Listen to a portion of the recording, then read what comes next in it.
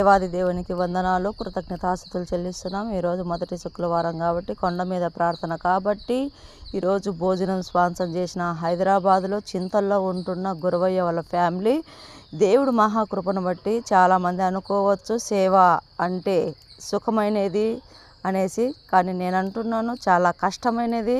అయినప్పటికీ కూడా దేవుడు సమకూర్చి సహాయం చేస్తున్న విధానం బట్టి ఈరోజు పేదలకి వచ్చేసి సాంబారు వచ్చేసి బగారా రైసు, అలాగే వడియాలు, అలాగే పెరుగు చట్నీ, దానికి కావాల్సిన ప్రతి వస్తువు కూడా వాళ్ళు మాకు స్పాన్సర్ చేశారు. రైస్ ప్యాకెట్ ఇంచుమించు 150 మందికి పెడతాము. ఆయిల్ ప్యాకెట్టు, దానికి కావాల్సిన ప్రతిదీ, ప్రేయర్కి కూడా ప్రేయర్ ఆయిలు, అప్పడాలు, ఇవన్నీ కూడా బగారా రైస్కి సంబంధించి సామాన్లు.